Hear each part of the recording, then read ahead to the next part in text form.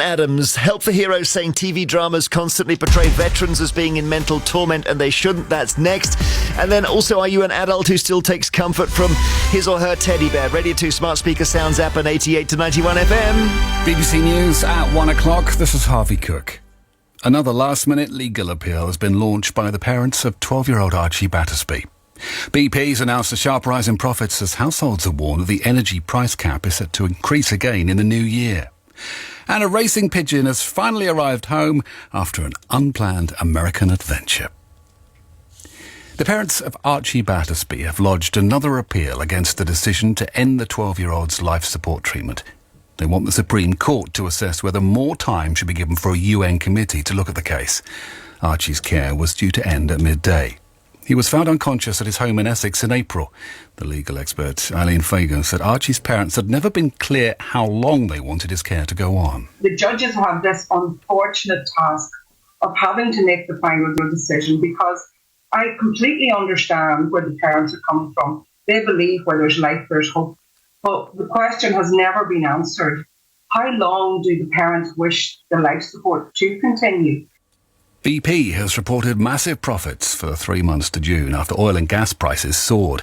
The energy giant saw underlying profits reach £6.9 billion, more than triple last year's figure. The announcement has provoked anger as experts warned that high oil and gas prices look likely to cause the energy price cap to rise again.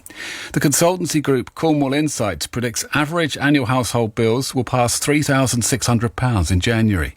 A former BP Vice President, Nick Butler, says the company will want to work with the government to control high prices. There could be a plan, and I think the company should be part of it, and they believe they are part of society serving customers, so they will not be totally happy, even though these profits look very good and very high in terms of numerical numbers.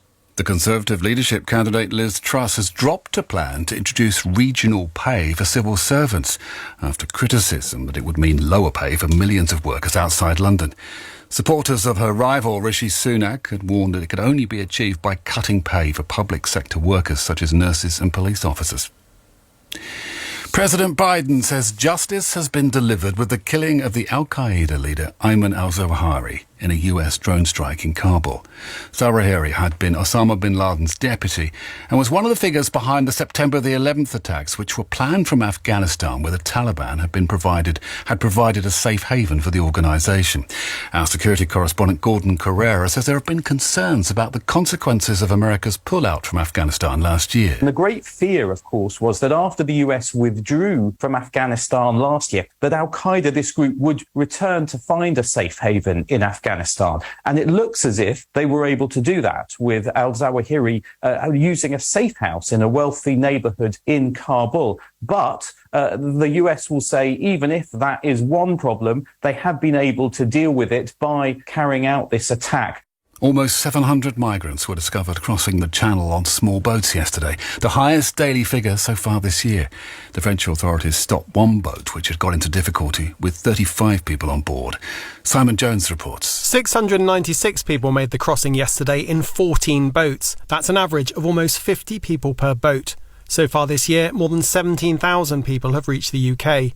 The MP for Dover, Natalie Elphick, has described the figures as shocking. She said that sorting out what she called the small boats crisis needed to be a key priority for the next Prime Minister. The Home Office said the UK's partnership with France had this year resulted in more than 13,000 people being stopped from making the crossing. A globe-trotting racing pigeon has been safely returned to his owner after he was blown more than 4,000 miles off course.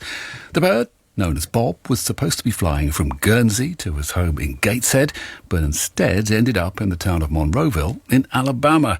He was rescued by the local animal shelter who looked after him until Bob's owner, Alan Todd, could get him back to the UK. Alan says Bob's epic journey will be his last race. I was going to stop him when he got to this age anyway, because when I get to 4 or 5-year-old, they're slowing down. So he's just going to have a happy retirement now. You know, I've done very little. All I did was try and talk to people, but a lot of people put a lot of work in, and I'm pleased to see that, you know, he's home, and people who put the work in of getting him home, and they're as delighted as what I am. In the city a short time ago, the 100 share index was up 5 points at 74.18. And the weather, well, we're set for a breezy afternoon with plenty of cloud around and a few spots of rain in Wales and central England.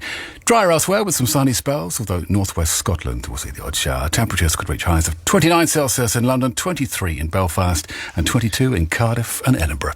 BBC News, it's 1:05. Harvey Cook, thank you. Jeremy Vine. Hello. Listen live on the BBC Sounds app.